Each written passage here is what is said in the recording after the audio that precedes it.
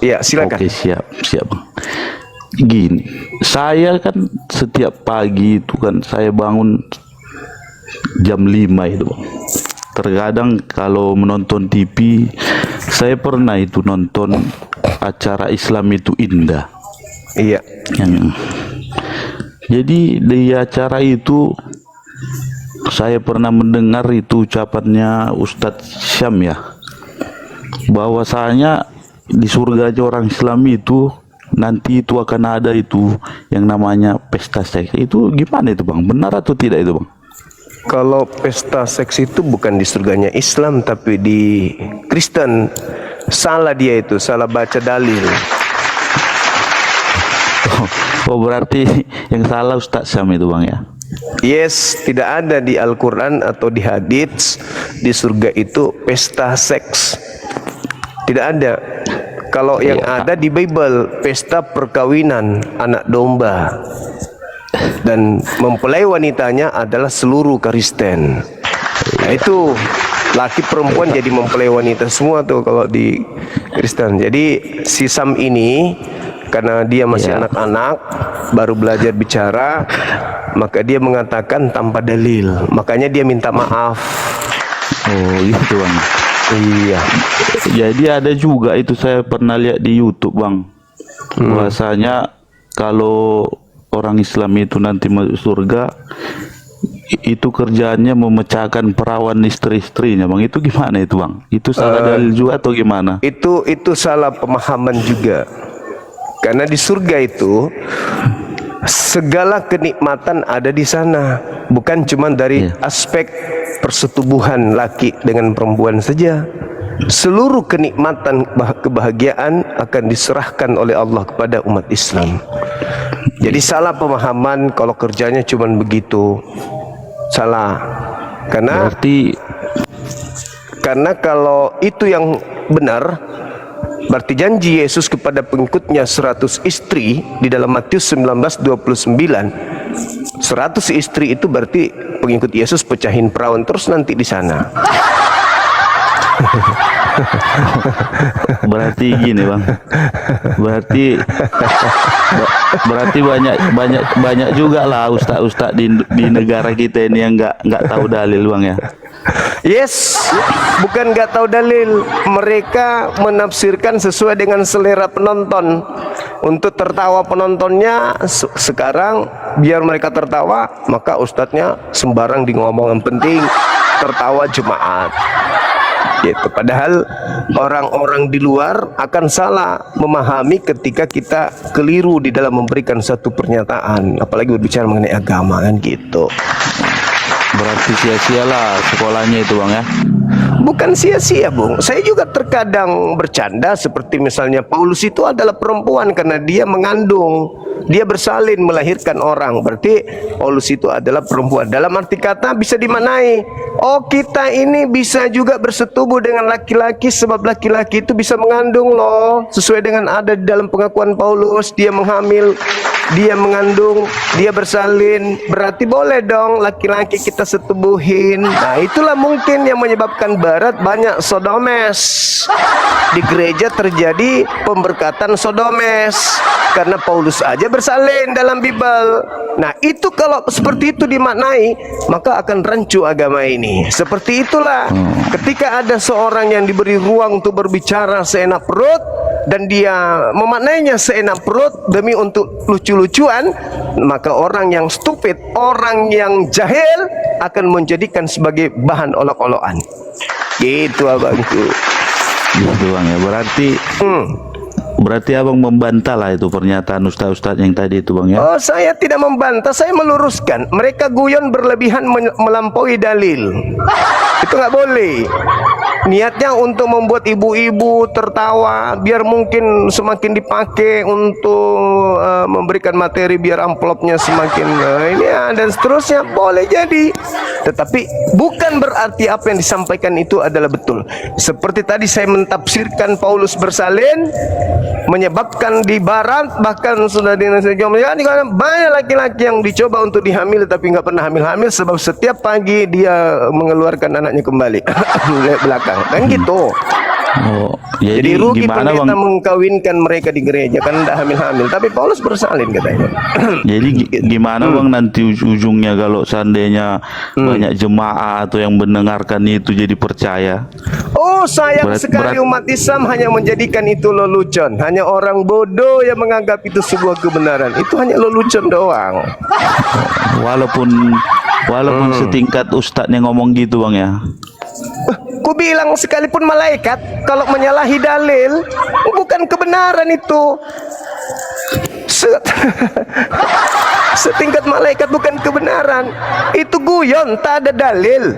Guyon, tak ada dalil. Seperti saya berguyon, oh di Kristen boleh laki-laki menggauli laki-laki sebab Paulus mencontohkan Paulus bersalin. Ayo. Itu kan yang abang guyon kan agama lain. Nggak mungkin lah bang ibaratnya ustadznya Islam mengguyonkan ajaran agamanya sendiri bang. Saya kasih contoh pada abang bahwa ternyata kondisi itu bisa tercipta tergantung siapa pematerinya dan siapa yang mendengarkan kan begitu. Saya berdiskusi dengan orang Kristen, jadi saya pakai itu. Paulus juga bersalin. Berarti kesimpulannya nggak semua lah yang diajarkan. Di Kristen laki-laki boleh dihamili. Berarti kesimpulannya dari pernyataan abang itu yang membantah ustaz tadi yang nggak ngerti dalil. Saya berarti tidak membantah, sekali lagi saya meluruskan pemahaman saudara terhadap oknum-oknum ini. Anda mengatakan itu dalil, tak ada dalil. Dia hanya guyon. Ya demi untuk menyenangkan yang mendengarkan. Kalau saya kan dalil. Paulus mencontohkan bagaimana dia sebagai seorang laki-laki yang bersalin memberikan sinyal kepada Kristen boleh menyetubuhi pantat.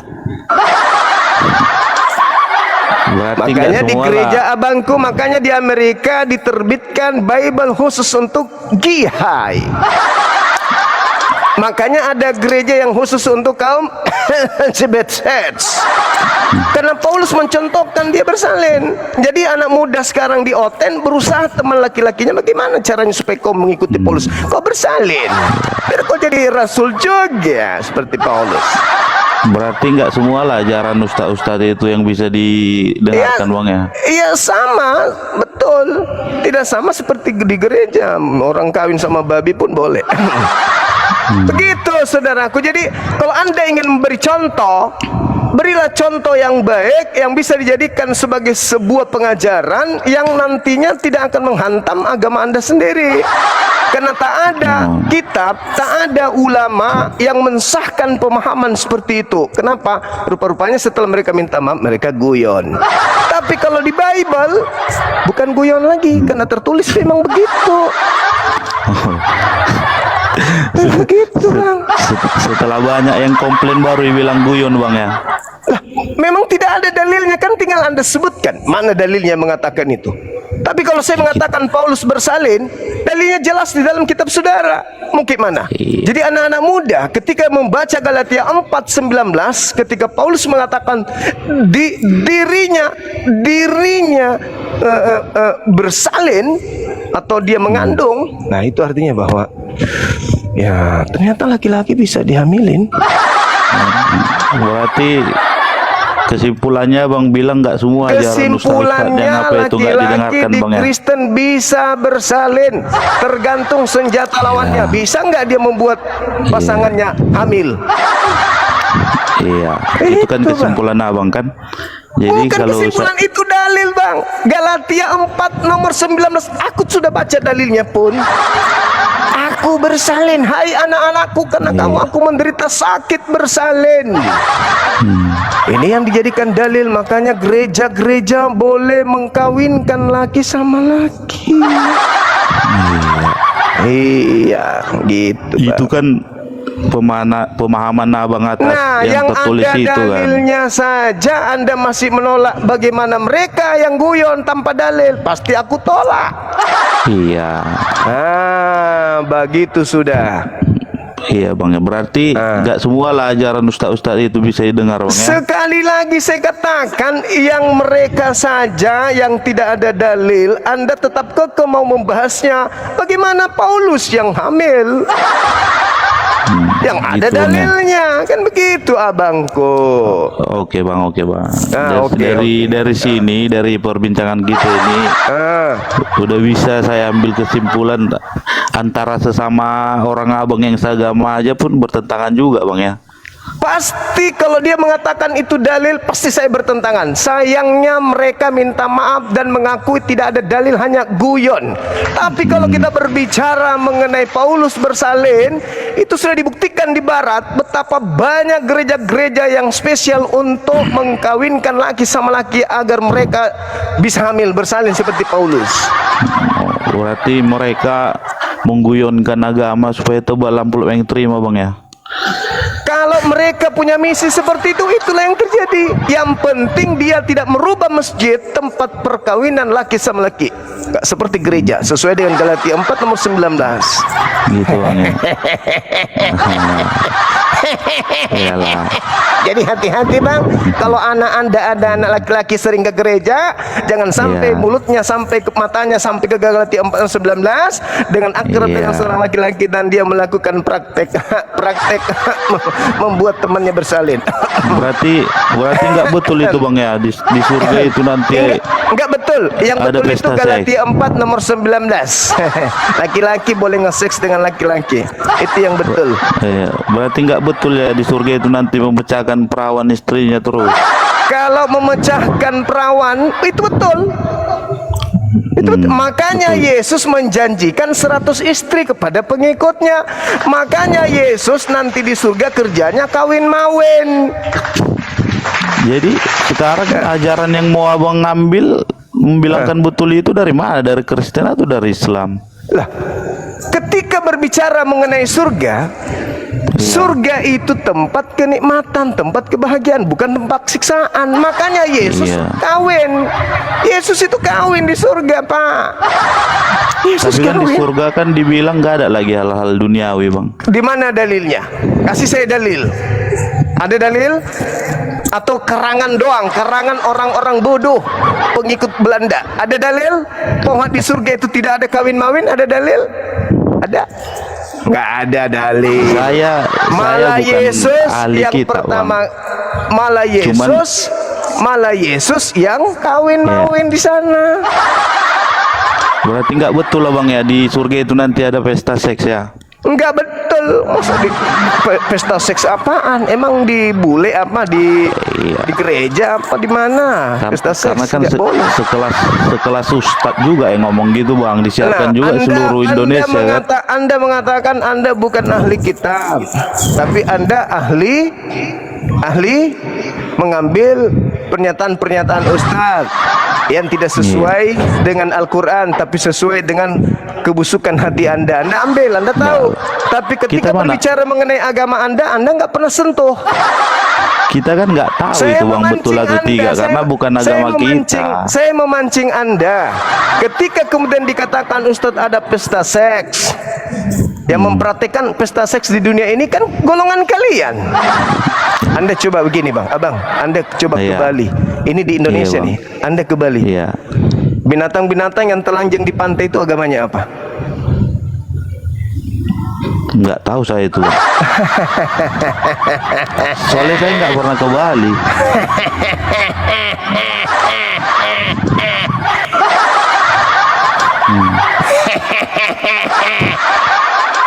Enak bang ditertawai begitu bang. Di saat Anda berniat untuk menghina Islam, ternyata Anda ketampol kiri kanan, ketampar. Enak bang. Saya bukan mau menghina bang. Berarti kan dari percakapan kita ini sesama orang abang pun yang beragama Islam nggak bisa sejalan gitu. Izinkan saya tertawa dulu bang. Iya, ketawa aja bang. Niatnya ingin menghina, malah ketampar kiri kanan.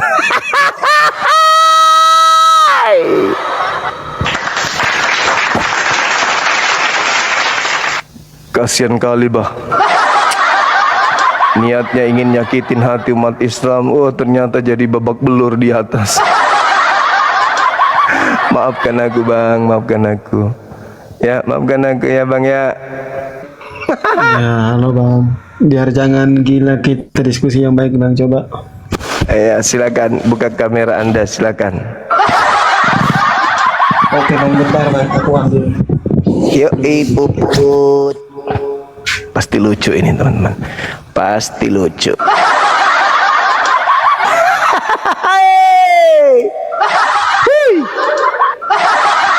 Masalah generasi om-om hamil. Hei. Ha. Ada om-om hamil. Hei. Ha. Lalu diikuti mereka juga di rumah ibadah mereka juga, kapan lu hamil? Hei. Hei. Gak ada yang berhasil mengikuti Paulus. Gugur semua anak-anaknya. Belum kemudian matang jadi embrio, keluar dia bersama dengan hey! Hancur sudah.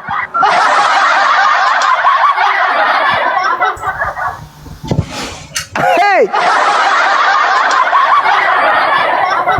Hey!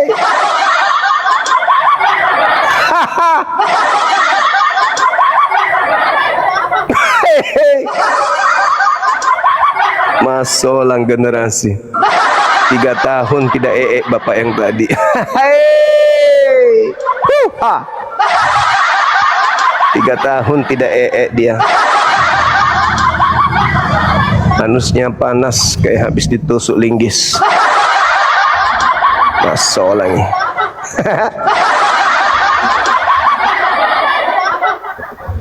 Halo saudara. Siapa ini? Halo. Ya, silakan. Pasti lucu.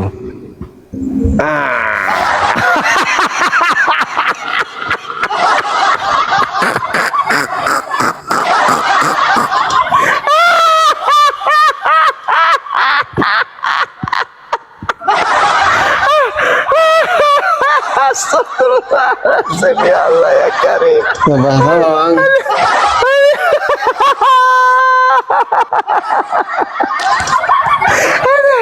Allahu Akbar. Astagfirullahaladzim, ya Allah ya Karim. Iya bang, gak usah bahasa apa bang.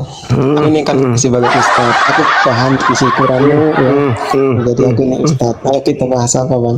Kau bahas kitab saya bahas kitabmu ya. Kita cari kebenaran di dua kitab itu. Mau nggak? Setuju nggak?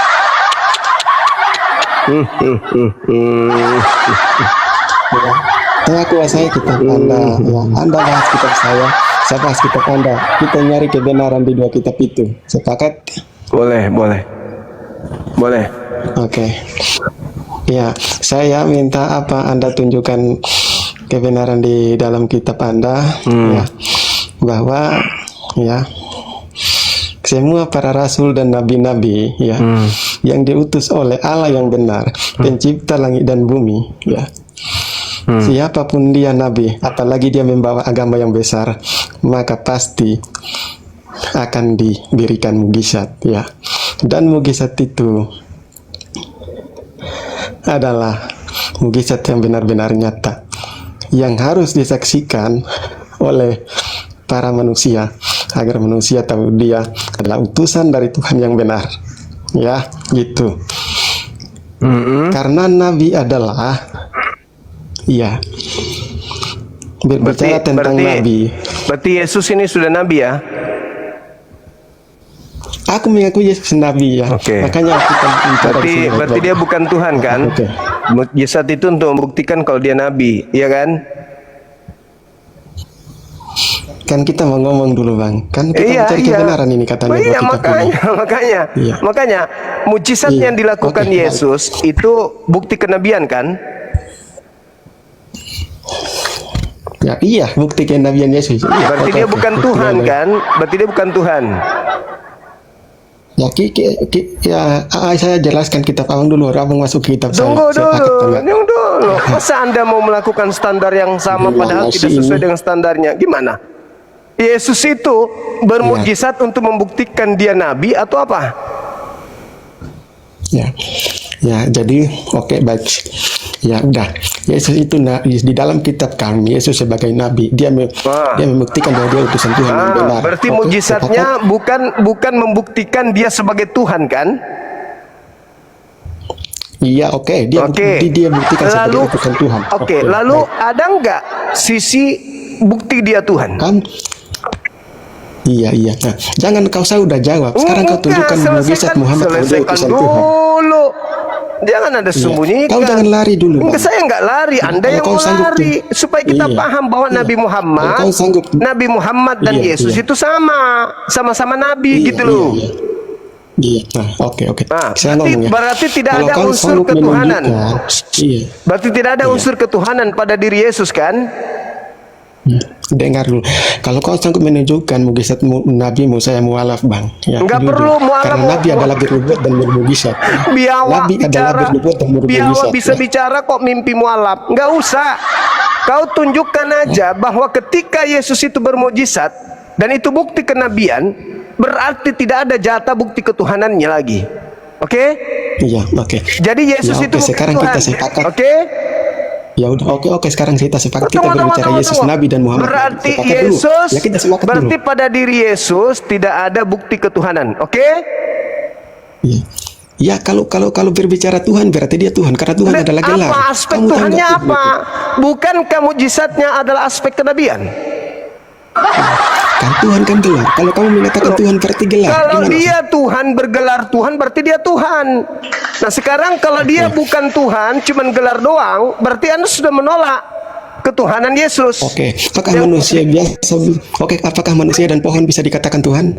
Nggak Jawab bisa, kalau pintar. nggak bisa. Apakah manusia dan Tuhan bisa dikatakan Nggak manusia bisa, dan pohon nggak bisa bisa. dikatakan Udah, kamu Nah, jangan perpanjang bisa juga masalah. manusia Kita dan mau Tuhan masuk bisa ke dikatakan tema. Tuhan. Kita mau masuk ke tema tentang mujizat Nabi Muhammad dan Yesus. Anda akui bahwa tak ada unsur ketuhanan pada diri oke. Yesus. Sekarang kau tunjukkan Nabi Muhammad mujizatnya. Tunggu. Sebab Iya. mujizat yang ada pada diri Yesus itu bukti kenabian. Maka tidak ada porsi ketuhanan padanya. Betul? Jangan bicara Tuhan karena Tuhan adalah gelar. Jangan kau bicara itu dulu. Kita berbicara Nabi dulu. Ya. Kau berbicara dulu. Kau sanggup tunjukkan satu mukjizat Nabi masa yang disaksikan banyak orang. Masa Ya, iya saya akui kamu Yesus dulu. yang kau tuhankan, Ya, gini. mujizatnya itu ternyata disedot oleh kenabiannya. Lalu kamu dapat apa? Sisi ketuhanannya mana? Kalau mujizatnya sudah diambil dari versi Coba kenabiannya. jangan panik ya. Orang di bawah juga menilai. Orang di bawah juga bisa menilai Apa kita. Jangan panik. ngomong-ngomong? Orang di bawah juga bisa menilai. Kamu tinggal mengatakan bahwa tidak ada unsur ketuhanan pada diri Yesus sebab mujizatnya telah diambil sisi kenabiannya. Setuju nggak? Ya kita kan, ayo, ya udah sekarang kita gantian ngomong. Setuju Kau ngomong, tidak? saya ngomong. Setuju dulu. Baru kita bahas tentang mujizat Kali nabiku dan sama-sama. mujizat nabimu. Iya, aku tadi udah mengakui Yesus Nabi. 100%. Berarti tidak ada Aku unsur, udah akui itu. berarti tidak ada unsur ketuhanannya kan? Ya, masalah Tuhan kan gelar. Jadi siapapun bisa jadi Tuhan. Bukan, masalahnya Anda mengatakan Yesus itu Tuhan. Ternyata yang menyebabkan Anda menuhankan dia karena mujizatnya. Rupa-rupanya mujizat Yesus itu bukti kenabian. Betul? Tuhan kan gelar. Yang daripadanya kita menaklukkan diri. Berarti saya menaklukkan dia. Benar. Nah, sekarang kau tunjukkan bermukjizat. Kalau kau sanggup tunjukkan saya mengelak hari ini. Sabar. Tunjukkan satu kuasa Sabar. yang diturunkan melalui Tuhannya. Oke, Saya mengelak hari ini. baik. Saya tantang seluruh Baik, kalian di muka dunia ini. Tolong tunjukkan satu aja mukjizat yang diturunkan kepada dia. Dan disaksikan banyak orang. Saya ikutin kamu. baik. Oke, tunjukkan Baik. bagaimana yang disaksikan Baik, banyak orang. Oke, saya tunggu. diam. Oke.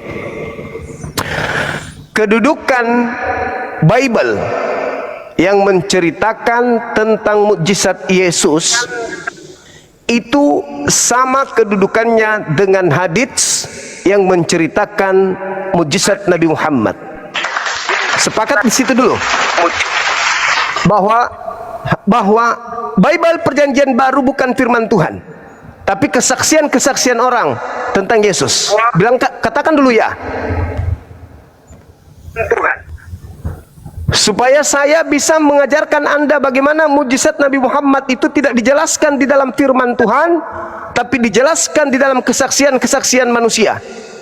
Sebagaimana Yesus punya mujizat juga disaksikan oleh manusia, dan itu merupakan kesaksian orang doang. Setuju sampai di sini? Dan kesaksian,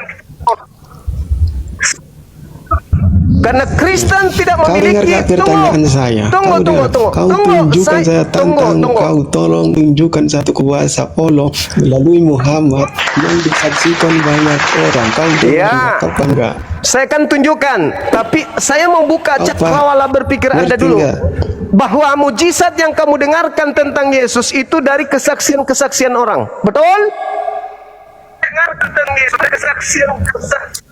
Jangan berbicara Yesus dulu. Kita berbicara Yesus. Jangan berbicara Nabi atau Tuhan. Tolong tunjukkan kalau dia Tuhan yang benar. Tolong tunjukkan kuasanya yang diturunkan. Kamu Nabi-nya. tidak Coba. akan Yang pernah disekian bisa banyak orang. menunjukkan Coba, saya tantang mujizat kau di sini Yesus kalau ada. secuil Kalau ada pun. saya akan ikuti kau. Kalau berdasarkan firman Tuhan itu tak ada. Tapi kalau berdasarkan kesaksian orang banyak. Dan kalau begitu dasarnya, maka Kau saya pun dengar dulu ya. saya Kau pun akan dengar. membuktikan Kalau mujizat azan, nabiku berdasarkan bukan itu kesaksian saya orang. ikuti Gimana? kau. Setuju? Dasarnya kau harus mengakui dulu bahwa mujizat Yesus hanyalah kesaksian-kesaksian orang. Setuju dulu di situ. Setuju enggak? Kau dengar pertanyaan saya enggak? Kau tunjukkan di mana kuasa Allah melalui Muhammad yang disaksikan banyak orang. Tunjukkan bukan satu kalau ada sama ini. Kau tunjukkan yang disaksikan banyak orang. Tidak ada, karena itu hayalan saja. Kalau saya tantang seluruh di bawah kolong langit ini, tolong tunjukkan satu ada yang disaksikan banyak orang. Coba melalui itu saya coba. Halo, selamat malam. Malam juga. Dari Katolik, dari Kristen, Ya, saya dari Katolik. NTT. Iya, benar. Boleh buka kamera, Bang? Oke, selamat malam. Malam juga. Ya, oke. Saya dari Manggarai juga ya. Manggarai. Ya. Abang kan Islam ya? Saya Muslim, betul. Ya. Saya pengen hanya satu pertanyaan saja. Ya. Boleh. Apakah benar bahwa batu yang di Nazar itu betul-betul dari surga? Iya. Tapi menurut saya itu kalau menurut secara apa namanya secara ilmu apa namanya itu bukan batu dari surga sebenarnya, itu adalah batu planet, tapi mungkin itu adalah apa namanya bisnis supaya orang oh ini benar ya. Menurut saya itu bukan batu dari surga, itu adalah batu planet yang jatuh dari langit. Iya. Itu batu planet. Bisa jadi Anda memahami itu karena Anda bukan Muslim. Ya. Kalau dikatakan juga bisnis, lagi-lagi karena Anda bukan Muslim, kan gitu. Ya. Tapi ada hal yang menarik terkait dengan itu. Saya ingin tahu benang merahnya. Ketika Yesus berkata, masih banyak hal yang ingin aku ajarkan kepadamu, tapi kamu belum sanggup untuk menanggungnya. Kira-kira menurut saudara, hal yang belum sanggup ditanggung oleh orang-orang di abad pertama yang ada di zaman sekarang itu apa salah satunya? Maksudnya Bang gimana? Kan Yesus berkata, masih banyak hal yang ingin aku ajarkan kepada kalian, tetapi kalian belum sanggup untuk menanggungnya. Nah, belum sanggup untuk menanggungnya. Pertanyaan saya, apa yang belum sanggup ditanggung ini?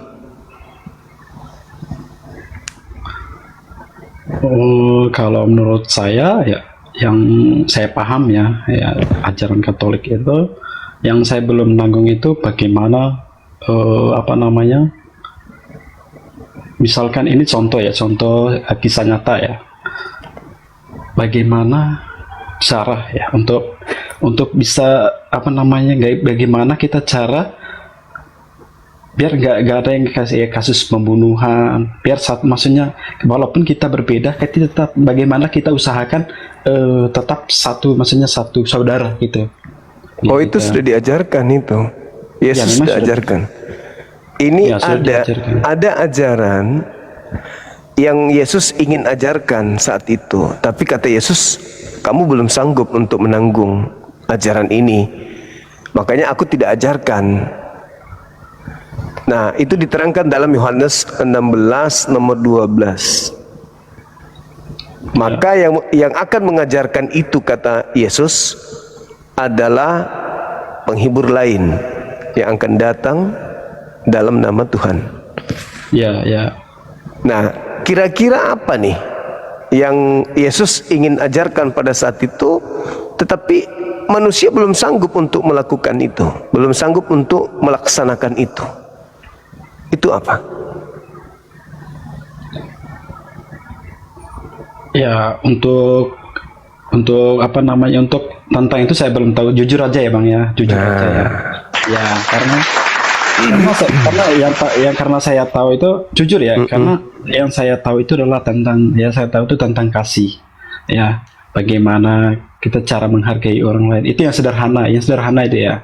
Bagaimana cara menghargai orang lain, terus bagaimana cara apa namanya membalas musuh ya, bagi orang yang musuh dan kita, gimana caranya berbaik dengan mereka. Itu yang saya paham ya.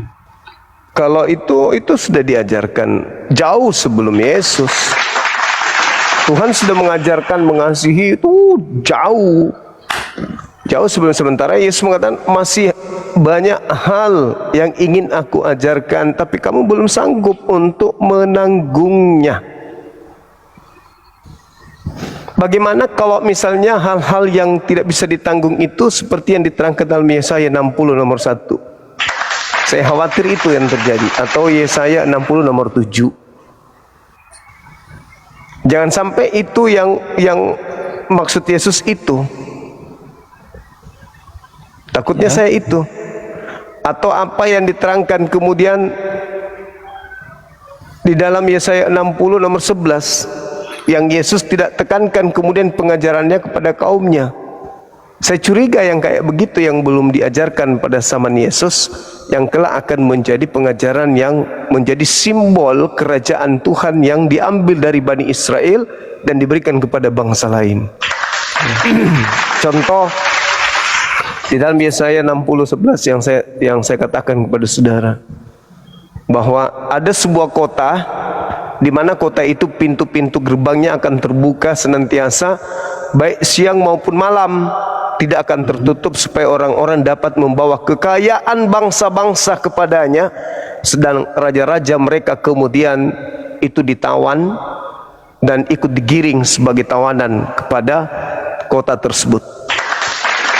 Siang malam orang-orang akan datang berziarah membawa kekayaannya ke tempat itu. Bahkan raja-raja mereka pun tunduk datang menjadi hamba di situ. Karena yang menggenapi itu yang Anda tuduhkan tadi, yang Anda katakan bisnis. Itu gimana itu? Karena itu nubuat.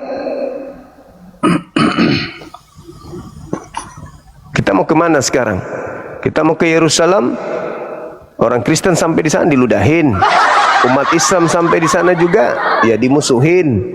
Satu-satunya tempat yang bisa menggenapi itu ya Mekah. Ya. Nah itu dia. Belum lagi kalau dikatakan seluruh domba anak keturunan Ismail akan dikumpulkan dalam mesbah ibadahmu. Tapi bang, kena saya cuman ini apa? Saya coba nanya, kenapa ya kalian kalau ajarkan, kenapa ya kalau dibunuh orang tuh dimuliakan? Kenapa? Di mana itu?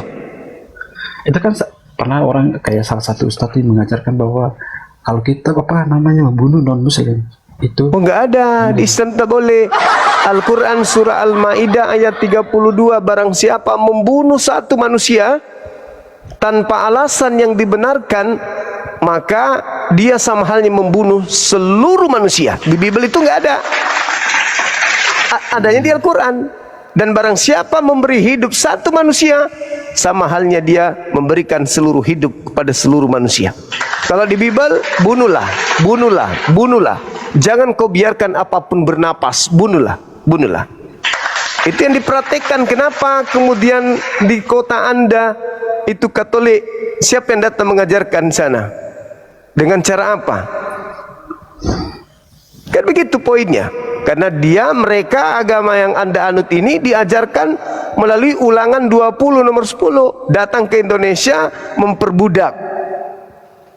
Itu perintah di dalam Bible. Kepunglah, dan kalau dia memberimu ruang untuk berdamai, maka suruhlah mereka bekerja rodi dan jadikanlah mereka budak. Tapi apabila mereka tidak mau berdamai dengan kamu, bunuhlah apapun yang ada di dalamnya. Itu yang terjadi, Bung. Tapi kalau Islam ada nggak perintah bunuhlah, kepunglah, serang? Nggak ada. Ada di Islam bunuhlah apapun yang bernapas? Nggak ada di Islam, itu nggak ada. Yang Anda maksud mungkin Al-Quran surah At-Taubah ayat 28-29 itu. Itu berbicara tentang peperangan. Ya kalau orang perang kan bukan saling gelitik, kalau ketemu bunuh-bunuhan. Masa perang begitu ketemu gelitikan? Enggak. Yang diterangkan dalam surah At-Taubah itu adalah kondisi pada saat perang. Pada saat Islam diperangi, maka boleh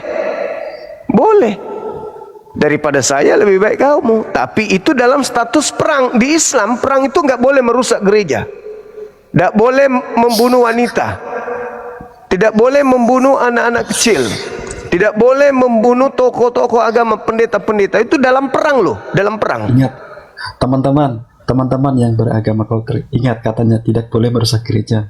Yes. Coba ketika pahlawan-pahlawan Islam, sabar bang, sabar dulu, jangan dipaksakan. Ketika pahlawan-pahlawan Islam, nenek-nenek kami, kakek kami berhasil mengusir penjajah yang beragama seperti agama Anda. Penjajah meninggalkan gerejanya dirombak nggak sama kakek kami? Terus? Enggak, aku tanya dulu, dirombak nggak gereja kalian? Ya, dirombak. Nah, jadi sudah tak ada peninggalan penjajah gereja itu? Ya sudah ada. Tidak ada lagi gereja peninggalan penjajah di Indonesia ini.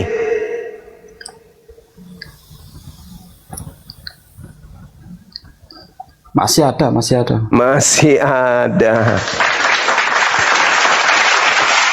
Masih ada.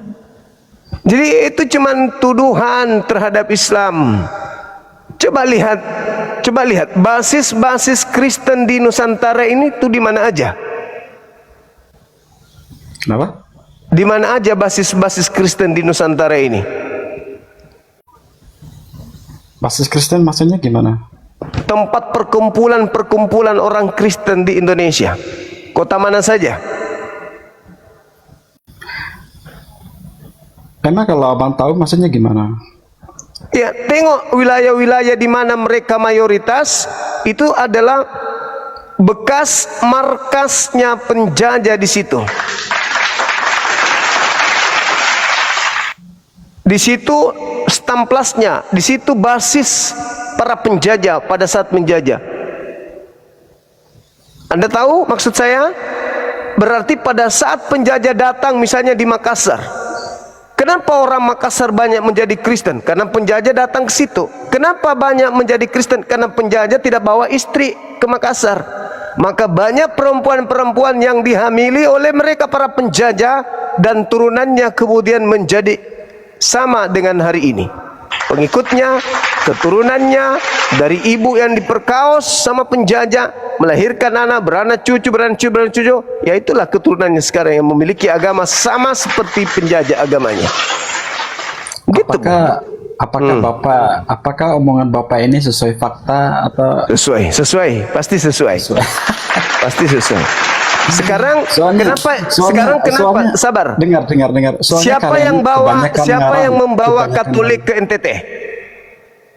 Ya orang asing, orang Portugis. Siapa orang Portugis? Portugis ngapain ke NTT? Iya. Mohon maaf Bang, untuk itu saya kan belum tahu, tapi kenapa Anda tertawa sumringah kalau Anda belum tahu? Ya karena gini, karena sejarahnya begini. Dengar, karena sejarahnya begini. Gimana? Sejarahnya begini. Gimana? Asik, dulu kan kesini untuk jajah gitu. Lalu untuk apa? Untuk apa? Ya untuk ngosok. Tamasya? Hah? Untuk tamasya. Penguasa negara Iya, Indonesia. menguasai dengan cara merampas hak pribumi. Kalian orang tua kita tak tahu apa-apa. Orang datang dengan alat canggih. Orang tua kita dijajah, diperbudak, disuruh bekerja rodi. Makanya ikut dengan agama penjajah. Kalianlah turunannya. Yang saya herankan adalah kenapa kalian menjadi pengikut agama penjajah? Berarti kakek nenek moyang kalian tidak ikut melawan penjajah. Berarti kalian ini bisa jadi bukan cucu pahlawan, tapi adalah keturunan pengkhianat. Tapi itu kan bukan itu ajaran Tuhan. Bukan itu ajaran Ya, Tuhan. justru karena itu kan ajaran kasih. Begitu musuh datang, apa yang kalian lakukan? Itu kan oknum-oknum, bukan. Oh, bukan. ajaran Ini ajaran kasih. Begitu musuh datang, apa yang kalian lakukan sebagai ajaran kasih? Hah? Apa yang kalian lakukan? Itu kan saya bilang, itu kan oknum-oknum. Bukan oknum, saudara. itu Bukan tidak- oknum. dan Ini itu tidak Bible nyata. yang Dan itu mengajarkan. tidak nyata. Banyak Kasihilah sejarah, musuhmu. Banyak sejarah yang ngarang-ngarang oleh agama. Kasihilah musuhmu. Begitu penjajah datang, penjajah itu musuhmu enggak? Musuhmu. Perintah agamamu, perangi atau kasihi? Kasihi. Kamu kasih tumpangan kepada penjajah. Itulah kalian. Kalian mencuci pakaian kotornya penjajah, kalian yang menggosok sepatunya, kalian yang mencetrika bajunya, kalian yang membersihkan gerejanya, kalian membuat makanan untuk mereka. Itulah kalian, budak penjajah. Karena kau harus mengasihi musuhmu. Mamamu diperkosa, kau kasih adekmu. Adekmu diperkosa, kau kasih kakakmu. Itulah agama kasih. Kasihi musuh. Islam tidak begitu. Coba aja kau perangi Islam, kalau kau enggak dilumat, dijadikan seperti sambal. Kalau berani. Tapi sama aja, hanya berkuar-kuar. Ngapain hanya berkuar-kuar? Oh, enggak bisa dong. Indonesia merdeka berkat perjuangan nenek moyang kami. Pahami itu. Nenek moyang kami yang berjuang mengusir penjajah yang seagama dengan saudara. Camkan itu baik-baik. Saya sendiri cucu pahlawan. Saya bangga untuk itu. Kakek saya dapat lencana pahlawan. Saya bangga untuk itu. Anda pahlawan juga? Enggak mungkin. Kalau kakek Anda pahlawan, kenapa seagama dengan penjajah? Saya sampai mati pun untuk tetap Katolik. Yang larang Anda untuk menjadi Katolik siapa? Neraka juga butuh penghuni. Emang lu pikir neraka itu bakal kosong? Enggak. Di sana banyak kapling untuk yang sudah disiapkan. Yesaya 66 nomor 17-18, neraka kapling untuk pemakan babi. Matius 7:22-23, neraka disiapkan untuk mereka yang bermukjizat pakai nama Yesus. Galati 1 Korintus 3 nomor 13-14, pemakan babi, pemakan anjing, pemakan biawak, semuanya akan diuji dengan api. Matius 23 nomor 15, pengikut orang Farisi, pewaris neraka yang 2 kali lebih jahat dari Paulus. Matius 23 nomor 32-36, pengikut orang Farisi tidak akan lolos dari api neraka jahanam. Jadi saya sedikit pun tidak bangga ketika Anda mati dalam keadaan Katolik, sebab neraka pun butuh penghuni. Catat itu. Oke? Masih ada yang ingin menertawakan dirinya, naik sini. Naik, aku pastikan telunjukmu akan beralih menunjuk dirimu kembali. Emang gak enak paman beragama laki bisa bersalin. Ya, gimana bang? Mengenai tema yang abang bilang itu, Ya, iya. mujizat, Ah, ya. Muji, bukti ketuhanan. ya, mujizat itu bukti ketuhanan atau bukti kenabian? Ya, ketuhanan. Ah, Ketuhanan. itu bukti Orang ketuhanan. yang dapat melakukan mujizat. Oh, di mana dalilnya itu bang? Ya karena dia berkuasa, Tuhan itu kan sifatnya berkuasa, penguasa. Dalilnya di mana mujizat itu dilakukan oleh Tuhan?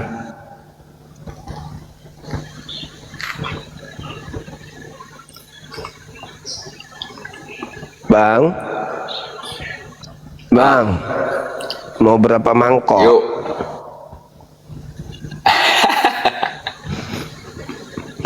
Di mana dalilnya bang? Nggak ada ya? nggak ada. Oh, berarti imani aja gitu. Ya, Hai, jujur kali abang gue ini. Nggak boleh begitu bang. Kita itu sebagai manusia diberi akal oleh Tuhan. Kita itu beragama harus pakai otak, pakai akal. Jangan cuma imani saja. Gitu bang. mana duluan bang, iman atau akal bang? Boleh iman dulu baru berakal, atau boleh akal dulu baru beriman. Takut Boleh. akan Tuhan awal dari pengetahuan. Iya, masalahnya Kristen mana ada takutnya kepada Tuhannya. Tuhan tidak ada takut kepada Mengapa dibilang Tuhan. kayak gitu? Karena Kristen itu anak-anak Tuhan katanya.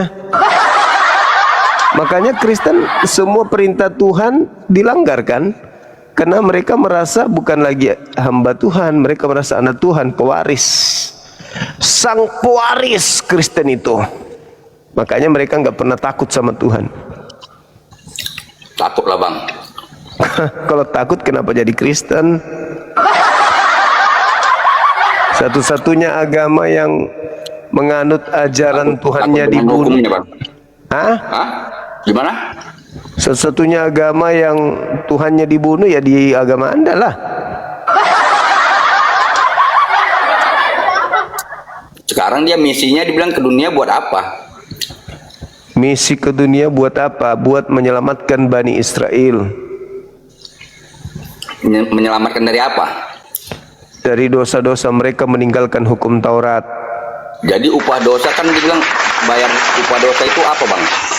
Upah Dapat kita dosa, tebus dosa kita itu. upah dosa adalah maut. Maut. Berarti kan harus ada dibilang itu, dibilang yang dikorbankan. Baru dapat dibilang dia itu ditebus. Sisa bertobat aja, nggak perlu ada yang jadi tumbal. Bertobat aja. Enggak cocok lah bang. Loh, Karena emang dibilang kan Tuhan itu Tuhan tidak maha pengampun rupanya. dia kan Tuhan yang adil. Dia buat hukum masa dibilang dilanggar. Coba abang lah dulu. Nah, di mana dalilnya hukumnya bunuhlah orang benar? Kan nggak ada. Justru Nggak jangan ada. jangan kau bunuh orang yang benar. Masa dia langgar dalilnya sendiri? Ya itulah dibilang orang jahat itu bang, membunuh orang nggak bersalah. Jadi yang membunuh Makanya Yesus siapa orang yang jahat. nggak mengimani Yesus, ya dia membunuh Yesus. Nah, akibat dari pekerjaan membunuh Yesus, Kristen dapat apa? Bukan lagi pula bang, bukan Kristen yang membunuh Yesus bang. Iya, tahu bukan Kristen. Tapi akibat dari mereka orang-orang jahat membunuh Yesus, Kristen dapat apa? Ya keselamatan. Nah, berarti mereka adalah pahlawan. Hah? Gimana? Pahlawannya Kristen itu bukan Yesus, tapi yang membunuh Yesus. Di situ loh bang Tuhan itu bang, bisa di dalam dibilang perbuatan jahat orang, bisa dibilang ditunjukkan kemuliaan dia bang, kebesaran dia itu di situ dia bang. Nah, kan cuma akal-akalan doang. Ah? Itu Oh, akal akalan. mana? Ya iya dong. Mana ada Tuhan begitu modelnya? Enggak Karena lah. nggak mungkin dibilang ada asap nggak ada api. Kan nggak mungkin nggak ada orang jahat, nggak ada orang baik. Nah, itulah Belum makanya itulah makanya orang-orang Kristen menerima hadiah dari si jahat. Jadi kok peran yang si jahat kan yang abang gampangkan kayak gitu? Lah, kan yang membunuh Kan semestinya Yesus yang orang baik. jahat. Iya Yang kan membunuh- nggak mesti dibilang kita. Yang nggak membunuh mesti kita Yesus bilang orang jahat berterima kan? kasih. Iya kan nggak mungkin mesti berterima kasih kita dengan orang jahat kan? Dengan Anda menyembah hadiah di atas tumbal, di atas salib yang ditumbalkan oleh orang jahat, itu Anda sudah berterima kasih dengan mereka.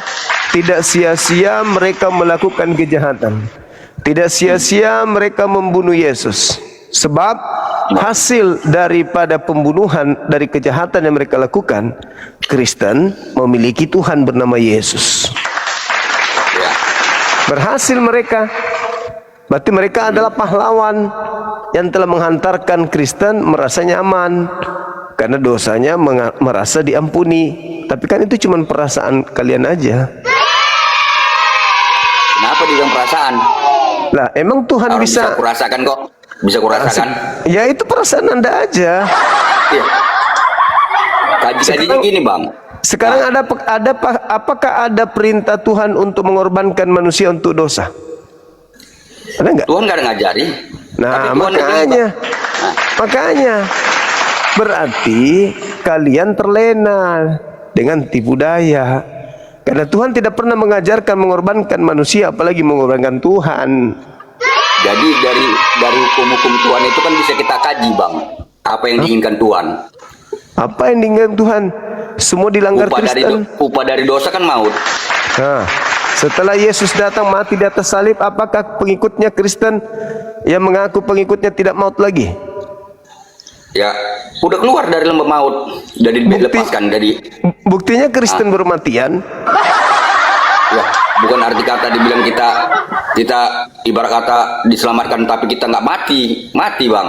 Tapi Ya, rohani kita kan kekal. Katanya upah dosa adalah maut. Kalau kalian kemudian masih mengalami maut, berarti itu adalah upah untuk dosa kalian. Berarti Kristen ini adalah orang-orang berdosa. Kenapa? Karena diupah dengan kematian.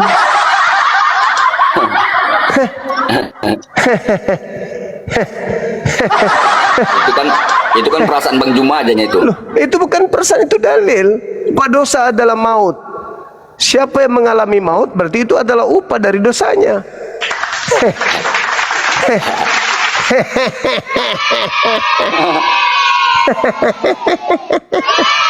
Makanya dalam Roma 8 nomor 10 dikatakan apa? Jika Yesus Kristus ada di dalam dirimu, maka tubuhmu memang mati karena dosa.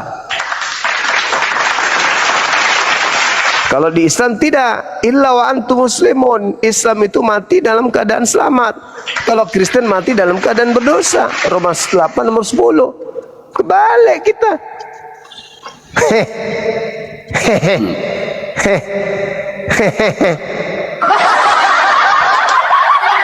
Mana bang? Upah dosa adalah maut. Kristen mengalami maut. Berarti dikasih hadiah maut dia Kristen. Yang bagus itu Islam bang.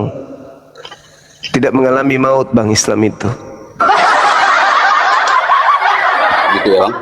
Yes, Al-Quran ayat 169. Jangan kau menyangka bahwa orang yang mati dalam Islam, berjuang dalam Islam itu mati. Sesungguhnya mereka itu hidup dan mendapatkan kemudian rezeki dari Tuhannya. Oh, keren kali bang. Udah ada salah satu contoh bang. Ada contohnya Yesus. Yesus menyembah Allah, Yesus sujud, Yesus berpuasa, Yesus bersunat, Yesus syahadat, Yesus apalagi? Dia tidak makan babi. Hah? Yesus bersunat. Yesus sholat dalam ibadah. Wakil kami sudah ada di sana. Namanya Yesus. Ada ayatnya bang. Ada Dan dalilnya, Bang. Yesus, coba Anda baca 1 Korintus Kisah Para Rasul 1 nomor 11. Kan jelas Yesus terangkat ke surga kan? Dan Yesus itu sudah melakukan apa yang dilakukan oleh umat Islam hari ini. Sedangkan pengikut dan penyembah Yesus ada nggak ke surga? Adalah orang janji Yesus saja pun menyediakan tempat di surga kan buat kami. Oh, salah ente, salah. Itu janji Yesus untuk Bani Israel muridnya. Kamilah keturunan Oh, nggak rohaninya. bisa. Kalian serigala nyamar dompet. Nggak bisa.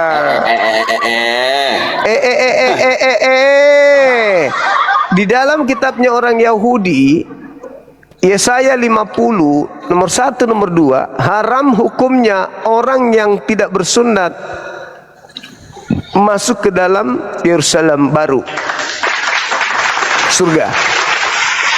Yehezkiel 4:9, haram hukumnya orang yang tidak potong nonotnya masuk ke bait suci. Jadi Bang, bagaimana mungkin itu, Kristen Bang, masuk Bang surga? Juma, Masuk akal aja mau nanya tidak. aku, Bang. Mau nanya aku, Bang. Ya, Itu sunat itu hukum Tuhan atau dong adat istiadat? hukum Tuhan Nenek moyang. dong. Hukum Tuhan yang dilakukan secara turun-temurun sehingga menjadi suatu adat istiadat, menjadi habit. Nah, Karena itu dilakukan secara turun-temurun. Apa itu Berarti adat kan- istiadat?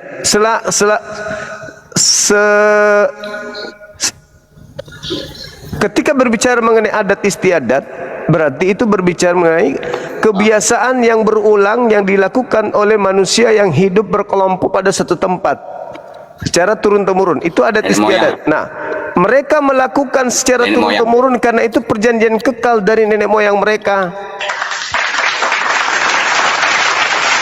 Maka menjadi berarti kan sebuah bukan hukum Tuhan. kebiasaan. Kata siapa? Anda baca di dalam Kejadian 17. Mulai dari nomor 7 sampai nomor 26. Anda baca tuh.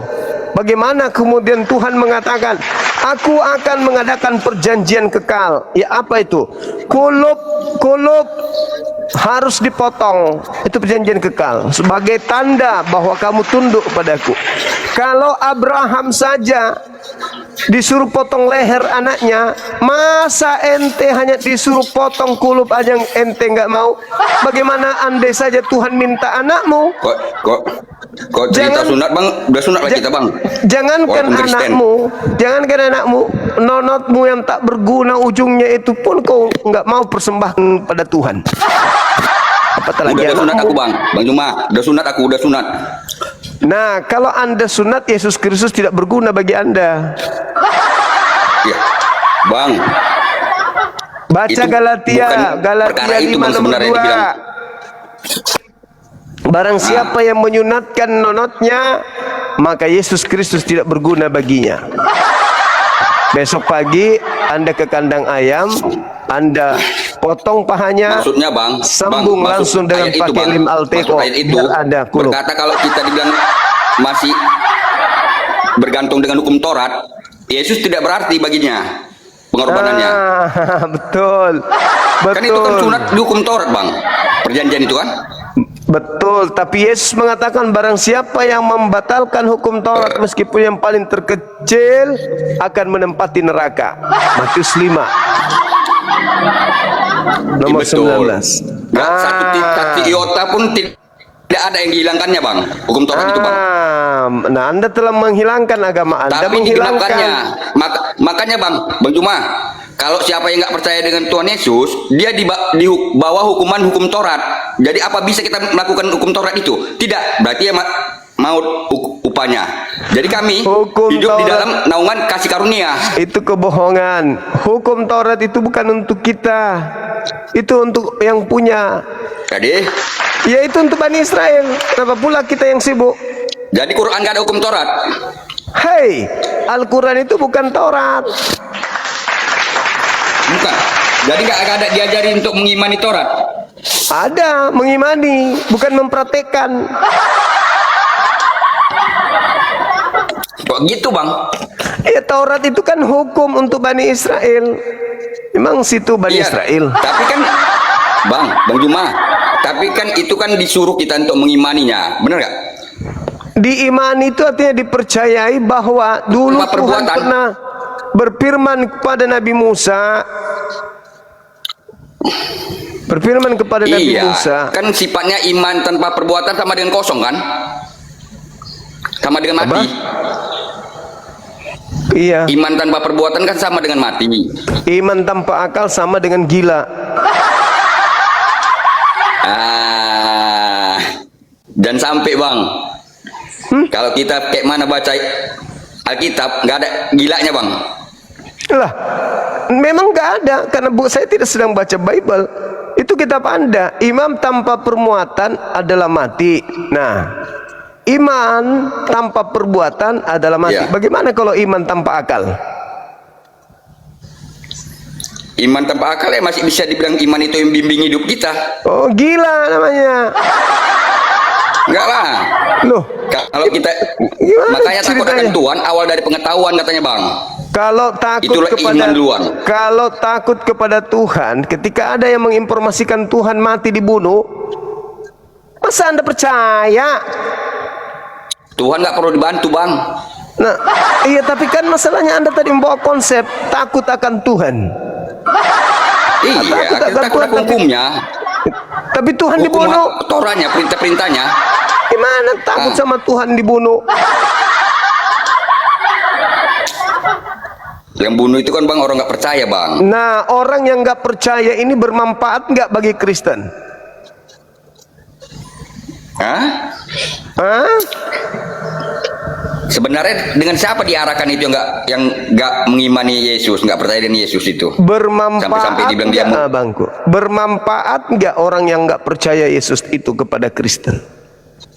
Ya dari segi sisi dibilang manfaatnya itu ya nggak manfaat juga bang, karena nggak ada dia Manfaat. nggak bisa juga kayak gitu terjadi. Bermanfaat tanpa kejahatan jadi lebih keren bang mereka. Tuhan itu ya bang, lebih ajaibnya Tuhan itu bang, di dalam dibilang kelemahan, dibilang sosok dia itu ditunjukkannya kemuliaannya.